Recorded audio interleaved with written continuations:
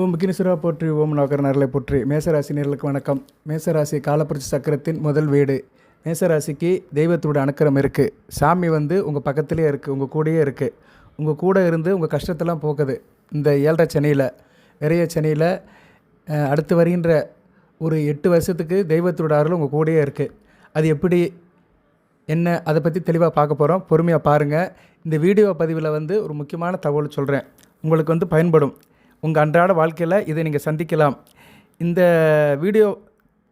Video பதிவில் கூடுதலாக சில பரிகாரங்கள் சொல்கிறேன், பூஜை புனஸ்காரங்கள் சொல்கிறேன். அதை நீங்கள் வீட்டில் செஞ்சீங்கன்னா கஷ்டமில்லாமல் வாழலாம். சரியா? இஷ்டப்படி வாழலாம், கஷ்டமில்லாமல் வாழலாம். நினைத்த காரியம் கை கொடுக்கும், காரிய அனுகூலம் இருக்கும். சின்ன சின்ன விஷயங்கள் தான் உங்களுக்கு பெரிய பெரிய வெற்றியை கொடுக்கும். அதாவது நீங்கள் அன்றாட செய்கிற சில காரியங்களை கொஞ்சம் மாற்றி செஞ்சிட்டிங்கன்னு வச்சுக்கோங்களேன், உங்களுக்கு பிரச்சனையெல்லாம் சரியாக போயிடும். சரியாக நேரில் எல்லாம் நம்ம கையில் தான் இருக்குது. சரியா? சொல்லுவாங்கள்ல, வெண்ணெயை வச்சுக்கிட்டு நெய் கலையிறான்னு சொல்கிற மாதிரி உங்கள்கிட்ட வெண்ணெய் இருக்குது, நெய்யை நீங்கள் ஈஸியாக எடுத்துடலாம். அதனால் பொறுமையாக பாருங்கள். சேனலை சப்ஸ்கிரைப் பண்ணுங்கள், பெல் பட்டன் ஆன் பண்ணுங்கள், நோட்டிஃபிகேஷன் வர எல்லா வீடியோவும் பாருங்கள். அனைவரும் லைக் பண்ணுங்கள். அதுபோல் எல்லோரும் இந்த வீடியோ பதிவில் குலசாமி, உங்கள் குலசாமியை டெக்ஸ்ட் பண்ணுங்கள். குலசாமி, இஷ்ட தெய்வம், காவல் தெய்வம் 3 நமக்கு ரொம்ப முக்கியம். குலசாமி பூர்வ புண்ணியம், நம்ம தாத்தா பாட்டி கும்பிட்ட சாமி. இஷ்ட தெய்வம் நமக்கு பிடிச்ச தெய்வம். நம்ம ஒரு கோயிலுக்கு அடிக்க போவோம், அது இஷ்ட தெய்வம். காவல் தெய்வம் வீட்டு பக்கத்துலேயே இருக்கும், திருவிழா எடுப்பாங்க, வருஷம் கோடா திருவிழா எடுப்பாங்க, அந்த தெய்வம். உங்களுக்கு இந்த 3 தெய்வத்தில் எந்த தெய்வம் ரொம்ப முக்கியமாக பிடிக்குமோ அந்த தெய்வத்தை டெக்ஸ்ட் பண்ணுங்கள். ஏன்னா இப்போ டெக்ஸ்ட் பண்ணுறதுக்கு முக்கியமான காலமாக இருக்குது, தெய்வத்தை நினைக்கிற காலம். ஏன்னா ராசிக்கு 4ஆம் இடத்துக்கு குரு போக போகிறாரு, கடகத்தில் உச்சமடைய போகிறாரு. ராசிக்கு 9 குடையவன், பாக்கிய சேனாபதி.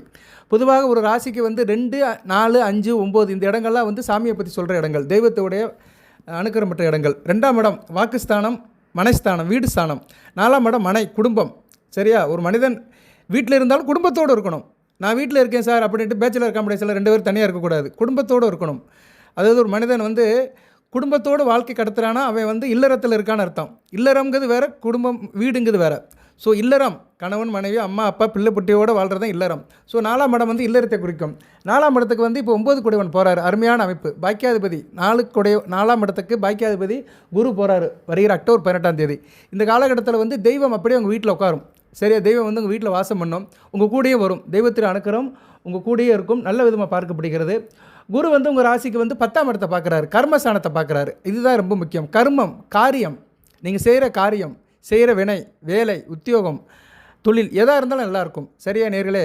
அதுபோது 10ஆம் இடம் ராஜாங்க ஸ்தானம், ஜீவஸ்தானம், கர்மஸ்தானம், தொழில் ஸ்தானம். நீங்கள் செய்கிற தொழில், கர்மம், காரியம் எல்லாம் நல்லாயிருக்கும். பூஜ்ய புனஸ்காரம், தெய்வீக சங்கல்பம், கோயில் குளத்துக்கு போயிட்டு வருது, சில காரியத்தில் ஈடுபடுறது எல்லாமே உங்களுக்கு சிறப்பாக இருக்கும்.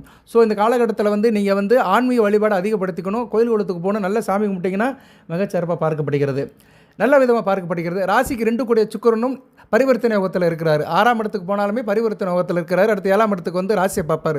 ஸோ சுக்கிரன் நிலைப்பாடு நல்லா இருக்குது, பரிவர்த்தனை யோகத்தில் இருக்கிறது. உங்களுக்கு வாக்கு நல்லாயிருக்கும். தெய்வத்தை நினச்ச மாதிரி நல்லபடியாக கும்பிடுவீங்க. அதுபோல் ராசிக்கு புதன் பார்வை இருக்குது. புதன் வாக்கு ஸ்தானாபதி. பொதுவாக காலப்புரட்சி சக்கரத்துக்கு வாக்கு ஸ்தானாபதி. கிரகங்களே காரகத்துவம் உள்ள கிரகம் வாக்குக்கு.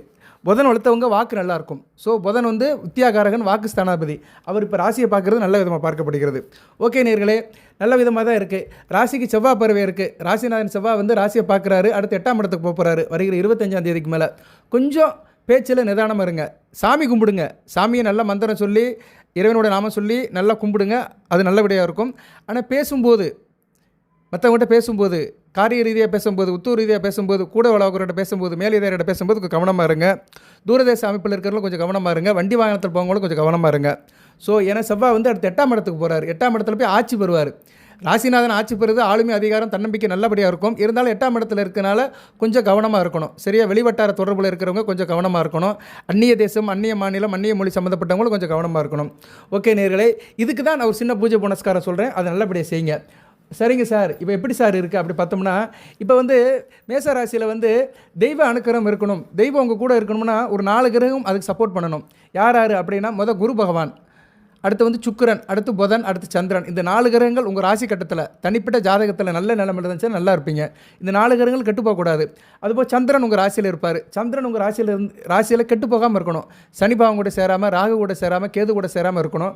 அதுபோல் சனி பார்வை இருக்கக்கூடாது. சரியா? இந்த பாவகரங்கள் சம்மந்தப்படாமல் சந்திரன் நல்ல நிலைமையில் இருக்கணும்.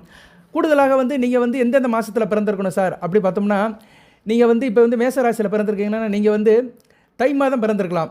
சரியா? தை, மார்கழி, கார்த்திகை, சரியா, கார்த்திகை. அடுத்து வந்து ஐப்பசி, புரட்டாசி, ஆவணி, ஆடி. இந்த மாதம் வரைக்கும் நீங்கள் பிறந்திருந்தீங்கன்னா நல்லாயிருக்கும். சந்திரன் நல்ல பலன் கொடுப்பாரு. ஒரு ஆர்டரில் சொல்கிறேன். ஆடி, ஆவணி, புரட்டாசி, ஐப்பசி, கார்த்திகை, மார்கழி, தை.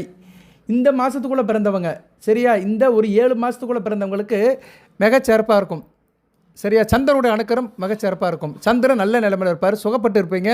தாயாரோட சுகம் இருக்கும். குடும்பத்தில் நல்லா இருப்பீங்க. வண்டி வாகன யோகம், ஒரு மேல் படிப்பு எல்லாமே நல்லாயிருக்கும். இந்த ஆடி மாதத்துலேருந்து ஆடி, ஆவணி, புரட்டாசி, ஐப்பசி, கார்த்திகை, மார்கழி, தை இந்த மாதத்தில் பிறந்தவங்களுக்கு மிகச்சிறப்பாக பார்க்கப்படுகிறது. செக் பண்ணி பாருங்கள்.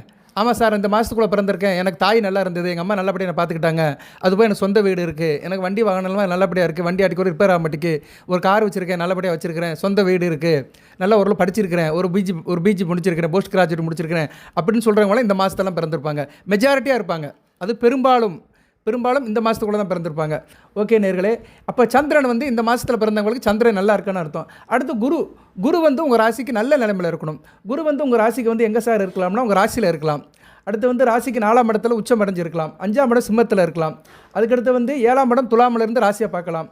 அதுக்கடுத்து வந்து 9ஆம் இடம் தனுசில் இருக்கலாம். அதுக்கடுத்து 11ஆம் இடம் எங்கே இருக்கலாம்? கும்பத்தில் இருக்கலாம். 12ஆம் இடத்துல இருந்தாலும் கொஞ்சம் விரயத்தை கொடுப்பார், இருந்தாலும் ஆட்சி பெறுவார், பரவாயில்ல. ஸோ இந்த மாதிரி ராசியில் குரு இருந்தார்னா நல்ல பலன்கள் தான். பொதுவாக ராசிக்கு குரு வந்து 2, 5, 7, 9, 11 இருந்தார்னா குரு பயிற்சியில் நல்ல பலன்களை கொடுப்பார். அடுத்து புதன் வந்து ராசியை பார்க்கலாம். சரியா, புதன் வந்து 6, 8, 12 மறையக்கூடாது. பொதுவாக புதன் வந்து உங்கள் பிறந்த ஜாதகத்தில் 6, 8, 12 மறையக்கூடாது. மற்ற இடத்துல இருந்தால் நல்ல பலன்கள் கொடுப்பாரு. 8ஆம் இடத்துல இருந்தார்னா 2ஆம் இடத்தை பார்ப்பார், நல்ல வாக்கு சுத்தம் இருக்கும், நல்ல கையில் காசு பணம் இருக்கும். மறைஞ்ச புதன் நிறைந்த பலன்களை கொடுப்பாரு. சுக்கிரன் ரொம்ப முக்கியமானவர். மேசராசிக்கு 2, 7 கூடியவர். கலஸ்தர ஸ்தானாதிபதி, குடும்ப ஸ்தானாதிபதி. சுக்கிரனும் மறையாமல் இருக்கணும். 3, 8 மறையாமல் இருக்கணும். மிதுன ராசியில் பிறந்தவங்க, மேசராசியில் பிறந்தவங்களுக்கு சுக்கிரன் வந்து விருச்சிகத்திலையும் மிதுனத்திலையும் இருக்கக்கூடாது. சரியா, விருச்சிகத்திலையும் மிதுனத்தில் இருந்தார்னா நல்ல பலன்களை கொடுக்க மாட்டார். சரியா, திருமண அமைப்பில் நல்ல பலன்கள் இருக்காது. உங்களுக்கு வந்து குடும்ப வாழ்க்கையில் நடைமுறையில் வந்து சில சிக்கல்களை கொடுப்பாரு. ரைட் நேர்களை, இதில் இல்லாமல் சுக்கிரன் நல்ல நிலைமையில் இருக்கணும். சுக்கிரன், புதன், குரு இவங்க 3 கிரகங்களுமே வந்து ராகு கேதுகள் சனி பகவான் சம்மந்தப்படாமல் தனிச்சு இருந்தாங்கன்னா நல்ல பலன்கள். இதில் சுக்கிரனும் புதனும் அடுத்தடுத்து தான் இருப்பாங்க. ஒன்று சேர்ந்து இருப்பாங்க, இல்லைன்னா அடுத்தடுத்து இருப்பாங்க. இந்த 2 கிரகங்களும் குரு பார்வைக்கு வந்துச்சுன்னா மிகச்சிறப்பாக இருக்கும். சரியா, இந்த அமைப்பில் நீங்கள் பிறந்திருந்தீங்கன்னா மிகச்சிறப்பான நல்ல பலன்களாக பார்க்கப்படுகிறது. சரியா நேர்களே, நல்ல விதமாக இருக்குது. இப்போ வந்து உதாரணத்துக்கு சொல்கிறேன். இப்போ வந்து மேசராசியில் பிறந்திருக்க, ராசியில் குரு இருக்கிறாரு, நல்லது தான். குரு வந்து எங்கே பார்க்குறாரு? சிம்மத்தில் இருக்கிற புதனை பார்க்குறாருன்னா நல்ல அமைப்பு தான், நல்லாயிருக்கும். சரியா, சிம்மத்தில் புதன் அதிநட்பில் இருப்பார். அந்த புதனை பார்த்தாருன்னா மிகச்சிறப்பாக பார்க்கப்படுகிறது. நல்ல விதமாக நல்லா இருக்கும்.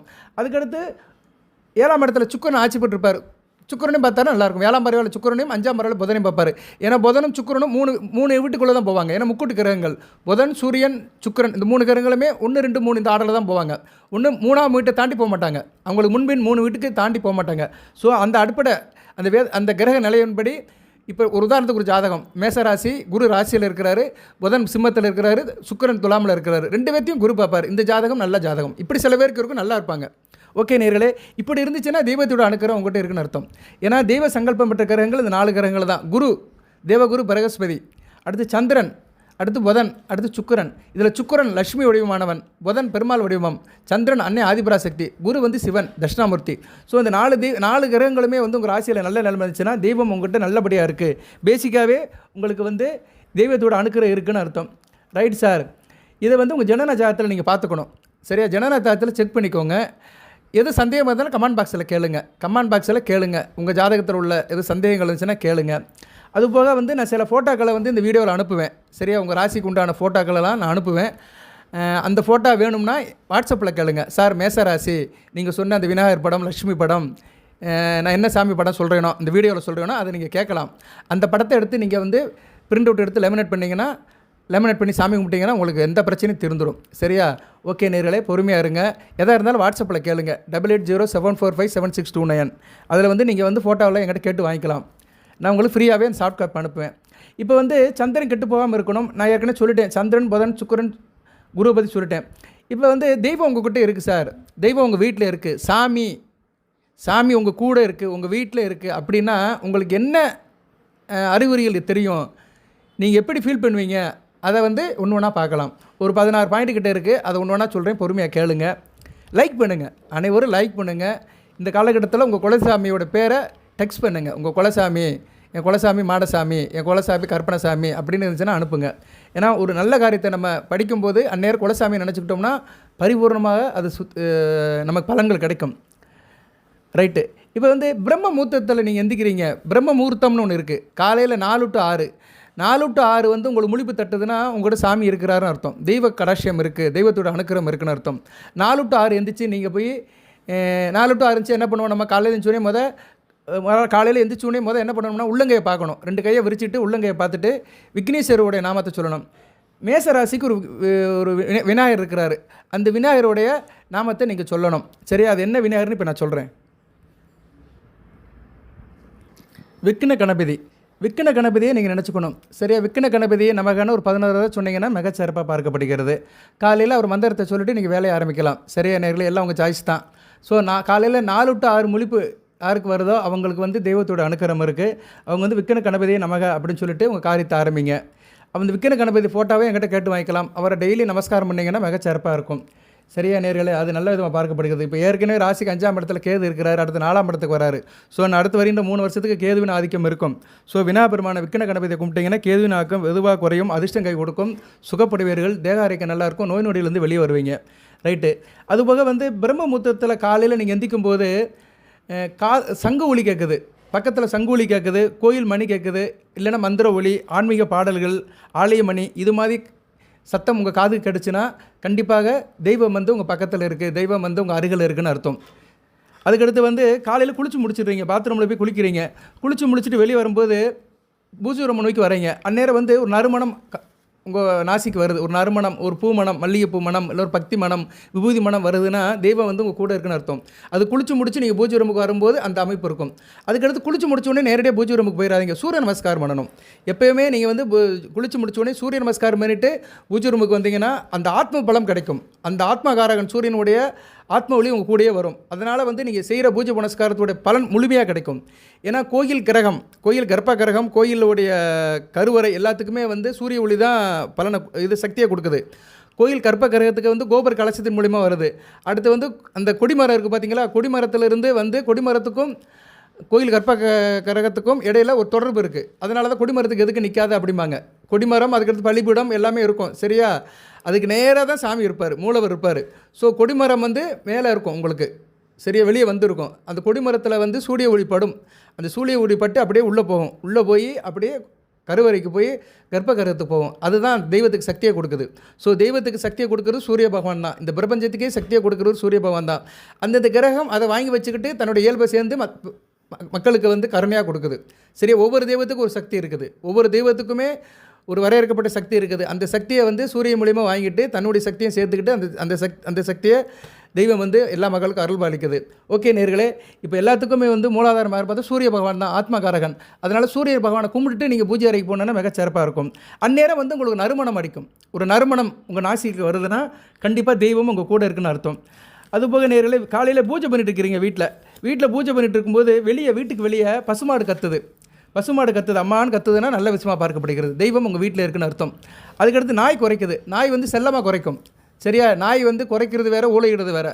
ஊழையிடுறது வந்து கெட்ட விஷயத்துக்கு ஊழையிடும். ஆனால் சில நேரம் நல்ல விஷயத்துக்கு நல்லபடியாக குறைக்கும். அது குறைக்கிறத வச்சு நம்ம கண்டுபிடிச்சிடலாம். ஸோ நாய் நல்ல விஷயமாக குறைக்கிறதுனா தெய்வம் உங்கள் வீட்டுக்கிட்ட இருக்குது, உங்கள் வீட்டில் வாசலில் இருக்குது, உங்கள் வீட்டுக்கு வரப்போகுதுன்னு அர்த்தம். அதுபோக வந்து யாசகர்கள், யாரும் யாசகர்கள் பிச்சை கேட்டு வந்தாங்கன்னா நல்ல விதமாக பார்க்கப்படுகிறது. நீங்கள் பூஜை பண்ணும்போது வீட்டில் வந்து யார் பிச்சை கேட்குறாங்க, ஏதோ யாசகம் கேட்குறாங்கன்னா நல்ல விதமாக பார்க்கப்படுகிறது. இதே சம்பவம் அடுத்தடுத்து நடக்குது. ஒரு வாரத்துக்கு 2 நாள் 3 நாள் இது தொடர்ந்து நடக்குதுன்னா கண்டிப்பாக தெய்வம் உங்கள் வீட்டில் இருக்குன்னு அர்த்தம். நீங்கள் நேரம் பூஜையில் இருந்தீங்கன்னா உங்கள் வீட்டில் இருக்கிறவங்கள வச்சு அவங்களுக்கு எதனாச்சும் கொடுக்க சொல்லுங்கள். சரியா? யாசகம் கேட்க வந்தவங்களுக்கு எதனாச்சும் பொருட்கள் கொடுக்க சொல்லுங்கள். சரியா? காசு போடலாம், சாப்பாடு போடலாம், ஏதோ அவங்களுக்கு உன்னை கொடுத்து அனுப்பலாம். இதை நீங்கள் செஞ்சீங்கன்னா தெய்வம் கண்டிப்பாக உங்களை தொடர்ந்து வரும், உங்கள் கூட இருக்கும். சரி நேயர்களே, அடுத்து வந்து உங்கள் வீட்டில் வந்து காலையில் பூக்கள், நீங்கள் தோட்டம் போட்டிருப்பீங்க, இல்லைன்னா பூச்செடி வச்சுருப்பீங்க, பூக்கள் நல்லபடியாக பூக்கணும். பொதுவாக உங்கள் வீட்டில் வந்து நான் சொல்கிற செடி இருந்துச்சுன்னா கண்டிப்பாக தெய்வம் வந்து வீட்டில் இருக்குன்னு அர்த்தம். மருதாணி செடி மகாலட்சுமி, செம்பருத்தி முருகப்பெருமான், அடுத்து வந்து ஹோமவள்ளி மகாலட்சுமி, அடுத்து வந்து துளசி பெருமாள். ஸோ இந்த 4 செடி இருக்கிற வீட்டில் கண்டிப்பாக ஒரு தெய்வம் இருக்கும். 4 செடியும் சில வீட்டில் இருக்கும். சில பேர் விருப்பப்பட்டு வீட்டுக்கு பின்னாடி தோட்டத்தில் வளர்ப்பாங்க, சில பேர் முற்றத்தில் வளர்ப்பாங்க, சில பேர் சைடில் வளர்ப்பாங்க.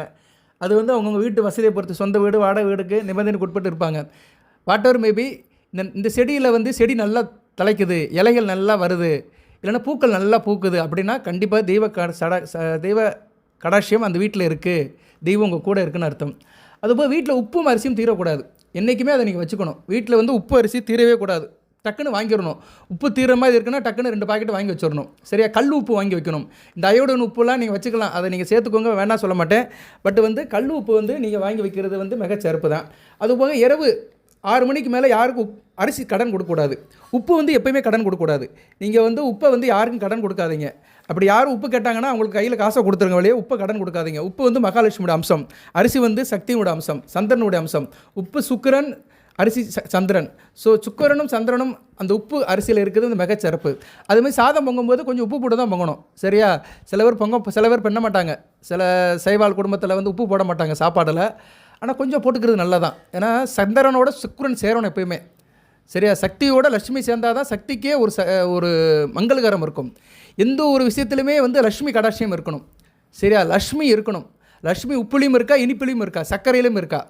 அதனால் பொதுவாக நம்ம சாப்பிட்ற சாப்பாடு எதாக இருந்தாலும் அதில் ஒன்று உப்பு இருக்கணும், இல்லைன்னா கொஞ்சம் சர்க்கரை இருக்கணும். அதனால தான் சொல்லியிருக்கிறாங்க, உப்பு இல்லாத பண்டம் குப்பையிலேன்னு இருக்காங்க. ஸோ எந்த சாப்பாடு சாப்பிட்டாலுமே அதில் வந்து லட்சுமியோட கடாட்சியம் இருக்கணும். ஆனால் அளவோடு இருக்கணும். அளவுக்கு அதிகமான அமிர்தம் நஞ்சு. உப்பு அதிகமாக சேர்த்துட்டேன்னு வச்சுக்கோங்களேன், ப்ரெஷர் வந்துடும், பிளட் ப்ரெஷர் வந்துடும், ரத்த கொதிப்பு வந்துடும். அப்புறம் வந்து ஸ்டோன் ஃபார்ம் ஆயிரும். அதனால் உப்பை சேர்க்குறேன்னு சொல்லிட்டு அளவுக்கு அதிகமாக சேர்க்காதீங்க. திட்டத்தோடு வாழுங்க. திட்டமிட்ட குடும்பம் தெவிட்டாத இன்பம். அதனால் உப்பு அரிசியை வந்து 6 மணிக்கு மேலே கடன் கொடுக்காதீங்க. உப்பை எப்போயுமே கடன் கொடுக்காதீங்க. இதில் வந்து தெய்வ கடாட்சியம் இருக்குது. உப்பு அரிசி யார் வீட்டில் தீராமல் இருக்கோ அந்த வீட்டில் கண்டிப்பாக தெய்வம் இருக்குது. அதுபோல் வீட்டில் எப்போயுமே அழுக்கு துணிகள் இருக்கக்கூடாது. அழுக்கு துணிகள் இருந்துச்சுன்னா அதை துவைச்சி போட்டுருங்க. கந்தலானாலும் கசிக்க கட்டு, துணிமணியில் கண்ட இடத்துல போடாதீங்க, மடித்து வைங்க. ஸோ அழுக்கு துணி இல்லாத வீட்டில் தெய்வத்தோட சங்கல்பம் இருக்கும்.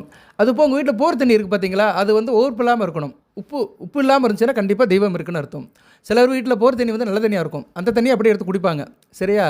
அப்படி இருக்கிறவங்களுக்கு வீட்டில் கண்டிப்பாக தெய்வம் இருக்குன்னு அர்த்தம். அந்த பூமி தாய் மகாலட்சுமியோட அனுக்கிரம் பரிபூர்ணமாக இருக்குது. அதுக்கடுத்து உங்கள் வீட்டில் செயல்பாடுகள்.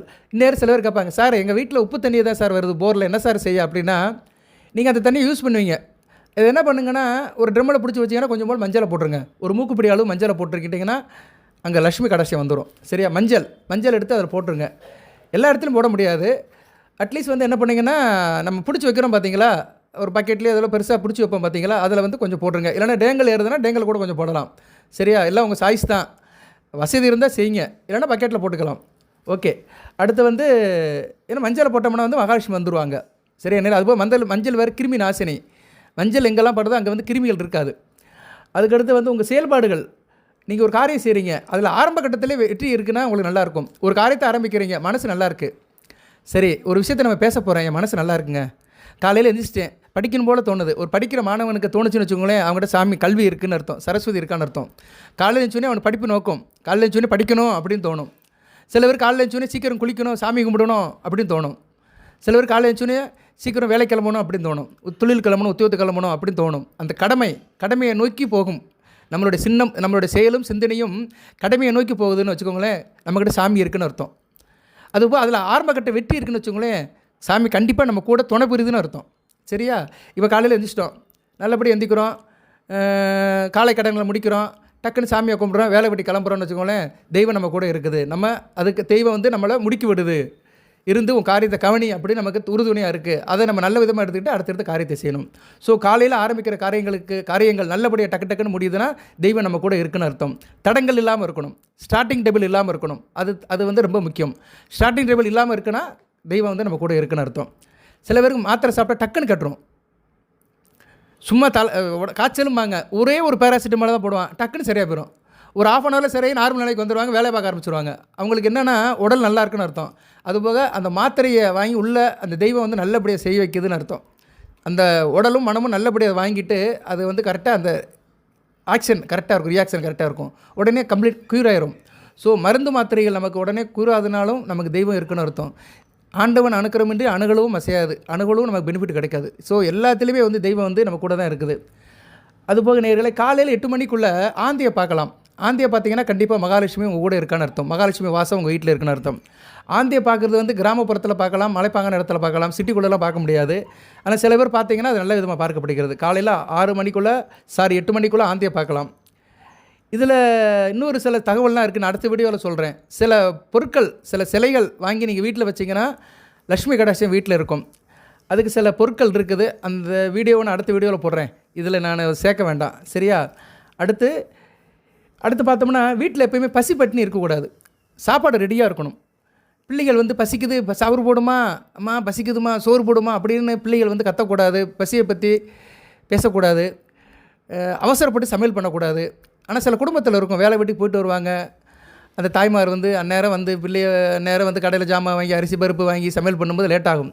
ஸோ அந்த நிலைமை இல்லாமல் இருந்துச்சுன்னா அந்த குடும்பத்தில் கண்டிப்பாக தெய்வ சங்கல்பம் இருக்குன்னு அர்த்தம். ஸோ குடும்பத்தில் பசிப்பட்டு இருக்கக்கூடாது. அதேமாதிரி இரவல் சாப்பாடை வந்து மிச்சம் போடக்கூடாது. இரவல் சாப்பாடு சரியாக இருக்கணும். அப்படி இருந்துச்சுன்னா சாதத்துக்கு தண்ணி ஊற்றிடணும். டிஃபன் ஐட்டம் இருந்துச்சுன்னா பிரச்சனை இல்லை. சாதம் இருந்துச்சுன்னா கண்டிப்பாக அதை வந்து நம்ம வந்து தண்ணி ஊற்றி வைக்கணும். அதுபோல் இரவல் வந்து கிச்சனில் வந்து பாத்திரம் இருக்கக்கூடாது. சாப்பிட்ட பொருள்கள் இருக்கக்கூடாது. தட்டு முட்டு ஜாமான் இருக்கக்கூடாது. சரியா? அதை வந்து கழுவி சுத்தம் பண்ணி வச்சிடணும். டம்ளரு, தட்டு, பாத்திரம் எது இருந்தாலுமே யூஸ் பண்ண பாத்திரத்தை கழுவி வச்சிடணும். அப்படி கழுவி வச்சிட்டிங்கன்னா கண்டிப்பாக தெய்வம் உங்கள் வீட்டிலே இருக்கும். பொதுவாக தெய்வம் வீட்டில் இருக்கிற இடம் 2 இடம் தாங்க. சமையல் அறை, பூஜை அறை, 2 இடத்துல தான் தெய்வம் இருக்கும். மகாலட்சுமி அங்கே தான் இருப்பாள். சமையல் அறையில் இருப்பாள், பூஜை அறையில் இருப்பாள். ஒரு பெண்ணு, குடும்ப பெண்ணு அடிக்க தூரம் போகிற இடம் வந்து 2 இடம் தான். கூடுதலாக ஒரு இடம் சொல்லிக்கலாம், 3 இடம். எந்த இடம் சார் அப்படின்னா, கோயிலுக்கு போயிட்டு வரணும் அடிக்க தூரம். அடுத்து வந்து சமயக்கட்டு. பெண்ணுக்கு உண்டான இடம் வந்து சமயக்கட்டு தான். பெண்ணாக பிறந்தவள் சமைக்க தான் அப்படின்னு ஒரு காலத்தில் இருந்தது. இப்போ வேலைக்கும் போகிறாங்க, ஆனால் இப்போயும் சமையல் பண்ணுறாங்க. ஸோ அடுப்படி சம்மந்தப்பட்ட டீலிங்கில் அதிகமாக இருக்கிறவங்க பெண்கள் தான். ஸோ பெண்களுக்கு வந்து 2வது இடம் வந்து சமயக்கட்டு, அடுத்து 3வது இடம் பூஜை இடம். ஸோ பெண்ணாக பிறந்தவர்கள், மேசராசியில் பெண்ணாக பிறந்தவர்கள் வந்து போக வேண்டிய இடம் 3 இடம் முக்கியமான இடம். இடம் கோயில், 2வது பூஜை அறை, 3வது அடுப்படி. ஸோ இது 3ஐயும் சுத்தமாக வச்சுக்கணும். கோயிலை வந்து அவங்க சுத்தமாக வச்சுக்குருவாங்க, நிர்வாகம் பண்ணுறவங்க சுத்தமாக வச்சுக்குருவாங்க. உங்கள் வீட்டில் இருக்கிற அடுப்படியும் பூஜை அறையும் நீங்கள் சுத்தமாக வச்சுக்கணும். அது பர்டிகுலராக அடுப்படியை சுத்தமாக வச்சுக்கிட்டிங்கன்னா மகாலட்சுமி அப்படியே சீதேவி உங்கள் வீட்டிலே இருப்பாள். திருமகள் வந்து வீட்டை அடுப்படி எட்டி பார்ப்பா. சரியா? அடுப்புகளை வந்து எட்டி பார்ப்பா. அடுப்படி தான் உட்காருவா. அந்த அஞ்சரைப்பட்டி இருக்குது பார்த்தீங்களா, அதில் தான் மகாலட்சுமி இருக்கிறா. ஸோ அஞ்சரைப்பட்டியில் உள்ள பொருட்கள் தீராமல் வச்சுக்கணும். குறிப்பாக மிளகு, கடுகு, சீரகம் இதெல்லாம் தீராமல் இருக்கணும். இதெல்லாம் அப்பப்போ வாங்கி வச்சுக்கணும். அதுக்கடுத்து வந்து மஞ்சள், விரலி மஞ்சள் இல்லாமல் வீடு இருக்கக்கூடாது. விரலி மஞ்சள் வீட்டில் கண்டிப்பாக இருக்கணும். சரியா நேரில் விரலி மஞ்சள் எல்லா 30 தெய்வங்கள் இருக்கிறாங்க. அதுக்கடுத்து வீட்டில் வந்து இது ஆண்களுக்கு சொல்கிறேன், சிகரெட் குடிக்கக்கூடாது. வீட்டில் ஸ்மோக்கிங் இருக்கக்கூடாது. இல்லை நான் வீட்டில் தான் தம் அடிப்பேன், நான் பெரிய ரஜினி ரசிகர், சிவாஜி ரசிகர், வீட்டில் உட்காந்து இழுப்பேன், கப்புன்னு இழுப்பேன். சில பேர் வீட்டில் உட்காந்துட்டு தம் அடிப்பார். அவர் பெரிய அவர் ஹைகோர்ட் கலெக்டர் மாதிரி நினச்சிட்டு இருப்பார். ஹைகோர்ட்டு நான் வக்கீல், ஜட்ஜு, வீட்டில் தான் தம் அடிப்பேன், ஹாலில் உட்காந்து அடிப்பார். அப்படிலாம் அடிக்கூடாது. சரியா? அன்றைக்கி தேதிக்கினவனா நல்லாயிருக்கும். நீ போன பிறவியில் செஞ்ச புண்ணியவனே இப்போ காக்கும், ஆனால் இந்த பிறவியில் செய்கிற பாவம் அடுத்த பிறவியில் தாக்கும். சரியா? அதனால் வீட்டுக்குள்ளே தயவு செய்து யாரும் தம் அடிக்காதீங்க. தம் அடிக்குன்னு நினைக்கிறவங்க வெளியே போர்ட்டிக்கோக்கு போயிருங்க, இல்லைனா மேலே மாடிக்கு போயிருங்க. சரியா? பாத்ரூம்லேயுமே அடிக்காதீங்க. சில பேர் பாத்ரூம்லலாம் அடிப்பாங்க, தப்பு. அது வந்து சீக்கு. நீ பாத்ரூமுக்கு போயிட்டு வருவீங்க, பின்னாடி உங்கள் குழந்தையோ போகும், இல்லை மனைவியோ போகும். அதுகளுக்கு வந்து அவங்க சீரட் வாடையே பிடிக்காது. அவங்க வேறு வழி இல்லாமல் சகிச்சுக்கிட்டு உள்ளே போயிட்டு வருவாங்க. அவங்களுக்கு அது வந்து நோய் தொற்று. அவங்களோட உடம்புல எதிர்ப்பு சக்தி வரலைன்னா, எதிர்ப்பு சக்தி சரியில்லைன்னு வச்சுக்கோங்களேன், சளி பிடிக்கும். சரியா? இன்ஃப்ளெக்ஷன் ஆகும். அதனால் சிகரெட் வாடையே வீட்டில் இருக்கக்கூடாது. சிகரெட் புகையே வீட்டில் இருக்கக்கூடாது. வீட்டில் வந்து பக்தி வாடை, சாம்பிராணி போட, சூடம், இந்த புகை தான் வீட்டில் இருக்கணும். வழியாக சிகரெட் உள்ளே இருக்கக்கூடாது. தயவுசெய்து ஆண்களுக்கு சொல்கிறேன், ஆண் மக்களே, மேசராசி ஆண் மக்களே, வீர தீர சூரர்களே, நீங்கள் தயவுசெய்து தம் அடிக்கிறதா இருந்தால் வெளியே போயிருங்க.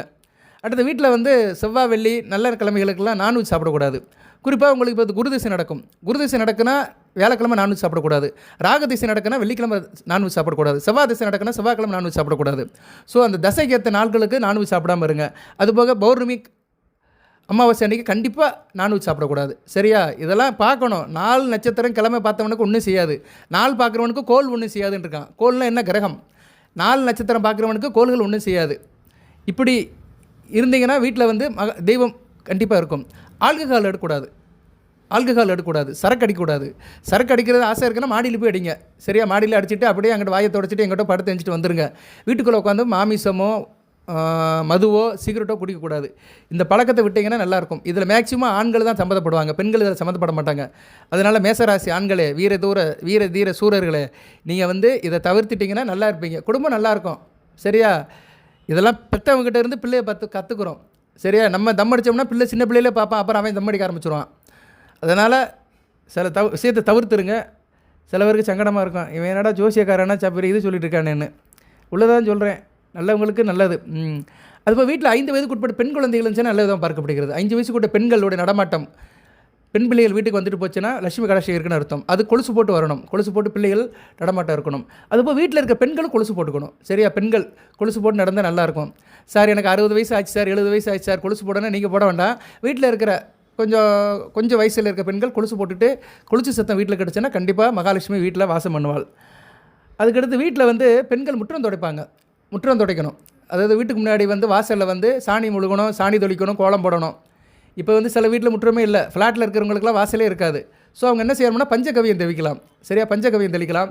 இல்லைனா என்ன பண்ணலாம்னா பன்னீர் இருக்குல்ல, பன்னீரை எடுத்துக்கணும். கொஞ்சம் பன்னீர், கொஞ்சம் பச்சை கற்பூரத்தை வந்து பக்கெட்டில் போட்டுருங்க. சரியா? பக்கெட்டில் போட்டு அதை கரைச்சிட்டு அதை தொளிக்கலாம். சரியா? எல்லா இடத்துலையும் தொளிக்கலாம். பச்சை கற்பூரம் பன்னீரை தண்ணியில் சேர்த்துக்கிட்டு எல்லா இடத்துலையும் தொளிக்கலாம். நல்ல நறுமணம் இருக்கும். வீட்டில் மகாலட்சுமி அப்படியே இருப்பாள். நறுமணம் இருக்கிற இடத்துல தெய்வம் அப்படியே இருக்கும். அதுபோக நீங்கள் வீட்டில் வந்து ஆனால் கிராமத்தில் எல்லோரும் வந்து இது செய்வாங்க, சாணி போட்டு தொளிப்பாங்க. பசுஞ்சாணம் கிடைக்கும், அவங்க செய்வாங்க. இல்லாதவங்க வந்து பஞ்சகவியம் தெளிங்க.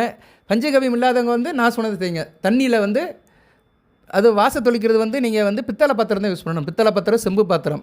அதில் வந்து நல்ல தண்ணி எடுத்துக்கிட்டு அதில் கொஞ்சம் ஒரு சொட்டு பன்னீர், ஒரு சொட்டோ கொஞ்சம் பன்னீர். பொதுவாக வீட்டில் பன்னீர் பாட்டில் இருக்கணும். 2 சொட்டு பன்னீரை ஊற்றிக்கணும். பச்சை கற்பூரம் இருக்கும், கடையில் கேட்டால் கொடுப்பாங்க, டப்பாவில் கொடுப்பாங்க, சின்ன சின்ன வெள்ளையாக இருக்கும். அதை எடுத்து கொஞ்சம் போல் போட்டுக்கலாம். சரியா? ஒரு நாளைக்கு கொஞ்சம் போல் ஒரு கடுகளவு மிளகளவு போட்டுக்கலாம். போட்டுக்கிட்டு அப்படியே போட்டுக்கிட்டேன்னா கொஞ்சம் நேரத்தை கரைஞ்சிரும். சரியா? இல்லை ரெண்டுமே கரையிற பொருள் தான். அந்த தண்ணியை அப்படியே நீங்கள் தொளிக்கலாம். சரியா? நல்ல விதமாக பார்க்கப்படுகிறது. ஓகே. அந்நேரம் தொளிக்கும் போது உங்களுக்கு வந்து மாட்டு சத்தம் கேட்குது. நீங்கள் காலையில் ஒரு மேசராசி ஒரு பெண்மணி, மேசராசியில் பிறந்த பெண்கள் காலையில் நான் சொல்கிற வேலையை பார்க்குறீங்க, வீட்டு முற்றம் தொளிக்கிறீங்க, வாசல் தொளிக்கிறீங்க, அந்நேரம் பசுமாடு சத்தம் கேட்கனா கண்டிப்பாக உங்கள் வீட்டுக்கு மகாலட்சுமி வந்துட்டான்னு அர்த்தம்.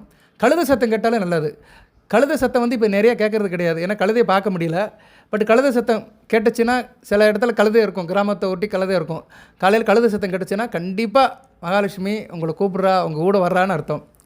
அடுத்து வந்து ஆணாக இருந்தாலும் சரி, பெண்ணாக இருந்தாலும் சரி, வீட்டில் பூஜை பண்ணுறீங்க, சாப்பிட்றீங்க, வேலை வெட்டி கிளம்புறீங்க, வேலை வெட்டி கிளம்பிட்டு தெருவில் வர்றீங்க, அந்நேரம் வந்து கிளி சத்தம், இல்லைனா மயில் சத்தம், குயில் சத்தம், மைனா சத்தம், இது மாதிரி பறவைகள் சத்தம் கிடச்சுன்னா கண்டிப்பாக தெய்வம் உங்கள் கூட வருதுன்னு அர்த்தம். இல்லைனா அதை பார்க்குறீங்க, கிளியை பார்க்குறீங்க, கிளி பறந்து போகுது, மைனா பறந்து போகுது, மயில் பார்க்குது, மயில் இருக்குது, குயில் பறக்குது, அந்த சத்தம் கேட்குது, நல்ல ஒரு சங்கல்பம் அப்படின்னா கண்டிப்பாக வந்து தெய்வம் நம்ம கூட இருக்குன்னு அர்த்தம். ஏன்னா இந்த பறவைகள்லாம் பேசும் தங்களுக்குள்ளே. இந்த பறவைகள்லாம் வந்து நல்ல விஷயங்களை சொல்லும். அதை தான் பச்சி சாஸ்திரம் அப்படின்னு சொல்லியிருக்கிறாங்க. பறவைகளுக்கெல்லாம் முன்கூட்டியே தெரியும், நல்லது கிடக்குது, நல்லது கெட்டது நடக்கிறதெல்லாம் பறவைகளுக்கு முன்கூட்டியே தெரியும். அதனால் நீங்கள் ஒரு காரியமாக போகும்போது சத்தம் கெட்டுச்சுன்னா உங்களுக்கு நல்ல விதமாக பார்க்கப்படுகிறது. சரி நேயர்களே, இப்படி சில அமைப்பில் சொல்லியிருக்கிறேன், நல்ல விதமாக பார்க்கப்படுகிறது. அதுபோல் காலையில் சூரிய நமஸ்காரம் பண்ணிட்டு வரீங்களா, நேரம் கருட தரிசனம் கிடச்சாலும் நல்ல விதமாக பார்க்கப்படுகிறது.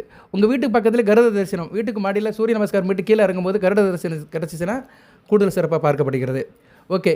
இந்த அறிகுறிகள், இந்த சங்கல்பங்கள்லாம் உங்களுக்கு தெரிஞ்சது இல்லைல்ல, அதில் நீங்கள் வசப்படுறீங்கன்னா கண்டிப்பாக தெய்வம் உங்கள் வீட்டை இருக்குது, உங்கள் வீட்டில் இருக்குன்னு அர்த்தம். அடுத்து வந்து நீங்கள் என்ன பண்ணுறீங்கன்னா, ஒரு சின்ன ஒரு பூஜையை சொல்லிட்டு நான் வீடியோ நிறைய பண்ணுறேன். வருகிற ஐப்பசி 11, சரியா? ஐப்பசி 11 அக்டோபர் 28 போராட நட்சத்திரம். போராட நட்சத்திரம் உங்கள் ராசிக்கு 9ஆம் இடத்துல வரும், பாக்கியஸ்தானத்தில். அன்றைக்கி போராட நட்சத்திரங்கிறது சுக்கிரனுடைய நட்சத்திரம். சரியா? சுக்கிர நட்சத்திரம் வந்து ராசிக்கு 9ஆம் இடத்துல வருது. அன்றைக்கி வந்து என்ன கிழமைனா செவ்வாய்க்கிழமை, உங்கள் ராசிநாதன் கிழமை தான். சரியா? அன்றைக்கி வந்து வளர்பிறை அஷ்டமி, கண்ணனுடைய நாள். போராட நட்சத்திரம் மகாலட்சுமிக்கு வேண்டிய நட்சத்திரம், கண்ணனுடைய நாள்.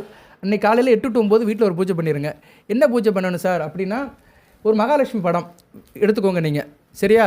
மேசராசிக்கு ஒரு மகாலட்சுமி இருக்குது, அந்த படத்தை நான் வந்து இந்த வீடியோவில் அனுப்புகிறேன்.